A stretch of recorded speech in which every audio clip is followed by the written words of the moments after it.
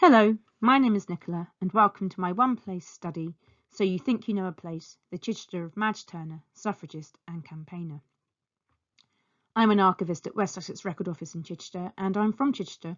I grew up locally and went to school here, and I've also spent much of my working life here. And this is why my talk is titled So You Think You Know a Place, because I thought I did know this place, my place, Chichester. But this assumption was challenged when I discovered Madge Turner, suffragist, campaigner and fellow Chichesterian back in 2018. In this short presentation, I'm going to tell you a bit about Madge's life in Chichester and the spaces and places she occupied, and then I'm going to talk a bit about how a one-place study of a place or an individual can really enable you to see that place or that person with new eyes. As we go along, I'm going to show you Madge's spaces and places on this second edition Ordnance Survey map of Chichester, dated 1896, alongside images of the spaces and places themselves. Some of these images are contemporary to Madge's lifetime and some are more or even very modern. Chichester's a small city, it's very walkable, and this map should give you a good idea of the layout of the city and the locations I'll be talking about. Just briefly, you can see there are four main streets there. They all meet in the middle at the Market Cross, and you can see the layout of the ancient Roman walls that once enclosed the city. So Ethel Margaret Turner, always known as Madge, was born in Chichester on the 24th of July 1884, and she was the eldest surviving child of Edwin and Minnie Turner, and she had three younger sisters and a younger brother. Madge spent her early years here at number 26 South Street. This was next door to her grandmother and the family's thriving grocery business, Turner & Son, which was here at 27 South Street. We have this really lovely contemporary view of South Street dated 1895, and this is a view that Madge would have been very familiar with. You can see 26 and 27 South Street quite clearly there. Now, unfortunately, we know very little about Madge's early life as there are very few surviving records. We do know that her father was heavily involved with his local church, St. Peter the Great, and this is where Madge was baptised on the 24th of August 1884. Now, the nearest school was on Tower Street, which was very close to Madge's home, as you can see, so it's likely that she went here, although we can't be sure because there are no surviving records for the period, unfortunately. It's also possible that when she was a bit older, in her early teens, she might have received some education from one of the private schools in the city, particularly this one here in the Pallants, which is very close to their home. We do have receipts for two of her younger sisters that studied there, so it's possible that she did. We do know that by 1898, Madge was attending Chichester's New School of Art, which was based at that point on Crane Street, in apparently wretched premises. So whilst Madge was a student, bespoke premises were built for the school in a newly added first floor at the Market House on North Street, popularly known to locals as the Butter Market. This is a later view of the building taken in the 1930s. Now, a special exhibition was held here in September 1900 to mark the opening of the new premises, and Madge enjoyed some success, being awarded several prizes and certificates, and newspapers' reports state that some of her work was entered and also recognised in the National Art Competition held in the Natural History Museum at South Kensington later that same year. By 1901, the family had moved here to 6 Crawley Road before eventually swapping houses with Madge's grandmother in around 1909, presumably on her grandmother's retirement, when Madge moved with her father and siblings to 27 South Street. Again, we don't really know anything about what Madge got up to after she completed her studies. It's possible that she worked, possibly at the family's shop, but her mother's unexpected death in 1900 apparently left her with the bulk of the caring responsibilities for her father and 4 younger siblings, so it may be that this is what occupied her time. We do know, however, that Madge took a keen interest in politics by the mid-1900s. Madge's father, Edwin, was known to be liberal in his politics, and it's likely that her mother's family, the Lights, who lived at the other end of town at Eastgate Square, where they ran a hardware shop, which you can see in this wonderful picture from about 1900. It's right there where the arrow is pointing to, that the Lights were liberals too. Newspaper reports show that by 1905, Madge was heavily involved in liberal politics in Chichester, and it seems that there was actually something of a young liberal scene in the city, which challenges the stereotypical view of Chichester as a conservative place, both with a capital C and a small c in that instance. In July 1908, Madge assisted the charismatic suffragist Muriel Matters when she visited Chichester as part of her caravan tour on behalf of the newly formed national suffrage group, the Women's Freedom League.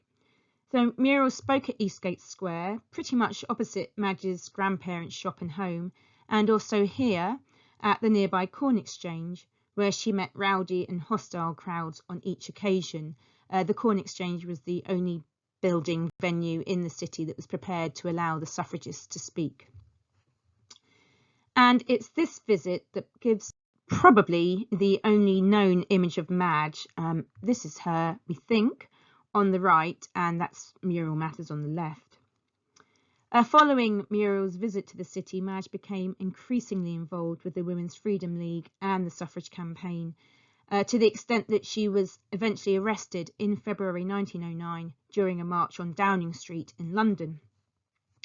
She opted to spend 14 days in Holloway Prison rather than being bound over for her so-called crime, which was purely marching on Downing Street. And she was accused of obstructing policemen in their duty. Subsequently, Madge returned to Chichester and spoke of her experiences here at St Martin's Hall. This is now the site of a Marks and Spencer's on St Martin's Street here. And she spoke to a small and polite audience.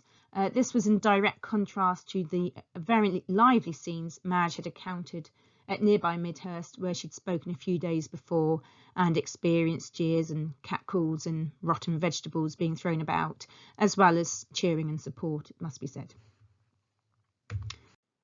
Following her experiences, Madge went on to work for the Women's Freedom League. You can see their fantastic banner here.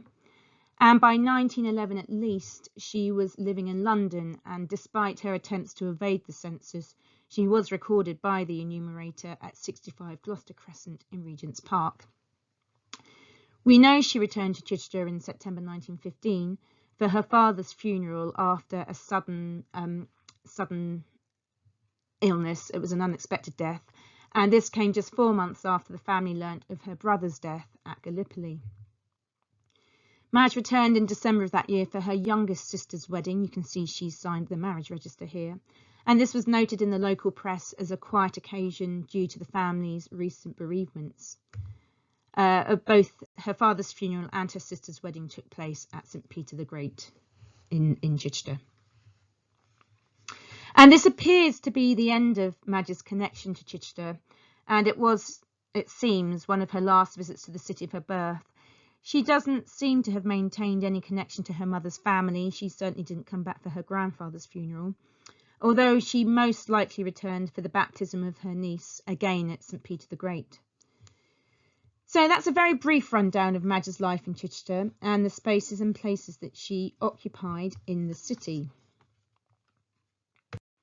Now, as I said, I grew up in Chichester and I went to school here where I did history, including the women's suffrage movement, but at no point did we consider it from a local viewpoint. It was just something that happened somewhere else, and I had just assumed that suffrage was not a thing here. So this one-place study of Madge Turner's Chichester and the spaces and places she occupied has really challenged and changed my view of Chichester. It made me realise that history really does happen everywhere. There are always stories to be told, and these might be stories that challenge what you know or what you think you know. This Women's Freedom League postcard features a photograph of the caravan at Chichester, and it's a variation of the photograph I showed you earlier. Both of these were taken by one of Madge's sisters. On a personal note, I love walking around Chichester and looking at the spaces Madge occupied, which you can see here on the map, and thinking about her life here as she grew up, just like I did. Some buildings and trees may have gone, the traffic and noise is very different, there are new buildings, and we now have pedestrianised areas, and the factories and industry have largely gone. But the basic layout of the city remains the same, and I can walk the same path that Madge most likely did. And if she were plonked down in the city in 2023, I'm confident she'd still be able to find her way around quite easily. And then I think about my own family. Did my great-grandparents shop at Turner's & Sons, or the Lights hardware shop? Did they know about Madge's politics? Did they attend her meetings? Did they gossip about her arrest and imprisonment? Were they sympathetic to her and the cause, or were they scandalised? Or were they perhaps just indifferent to it all? Sadly, I'll never know the answers to these questions, but Madge's story, my one-place study, has made me see my city, my hometown, my heritage in a completely different light, and it's really brought the city to life for me. It's also made me think differently about my own ancestors and their lives in the city, and really highlighted the nuances of this place I call home. So as the title of the presentation says, you think you know a place, but do you? I hope I've helped you to see that our villages, towns and cities and their people, our people, are full of hidden histories, and I hope you'll feel inspired to do some digging and find out what happened where you live or where you grew up, and maybe challenge those assumptions. And there are record offices, libraries, heritage centres and local history groups up and down the country that can help you to do this. I mentioned that there are very few surviving records for Madge's life in Chichester, but there's usually more than you might think. Newspapers and suffrage magazines in particular have been invaluable in terms of uncovering the story of Madge's early life. And I'd like to thank the curators at the Women's Library and the London School of Economics for giving me permission to reproduce images of items from their collections. And I should just mention this wonderful aerial photograph of Chichester, and this was taken in 1904 from a balloon and gives a wonderful idea of the scale and layout of the city that Madge knew. And we can only wonder what she would have thought of an innovative and exciting photograph such as this. And of course, Madge's story didn't end in 1915 after her sister's wedding. And if anybody wants to find out more about Madge Turner or the wider suffrage campaign in West Sussex, please visit the West Sussex Record Office YouTube channel and our blog, where you can find out lots more information. And don't forget to like and follow us on Facebook, Twitter and Instagram using our handle at West Sussex RO. And there's also an entry for Madge on the Mapping Women's Suffrage website, which is a great resource if you're interested in women's suffrage. And if you can think of anyone to add to the map, then they would be very grateful to have a submission. And I also have a talk all about Madge, which can be booked by groups and societies. Finally, I'm really pleased to say that in February 2023, Madge was awarded a blue plaque by Chichester City Council, and this can be found on the Market House in North Street. And there's also a group looking to have a commemorative statue erected in the city. So all that's left for me to say is thank you very much for watching and listening, and good luck with your own one-place studies.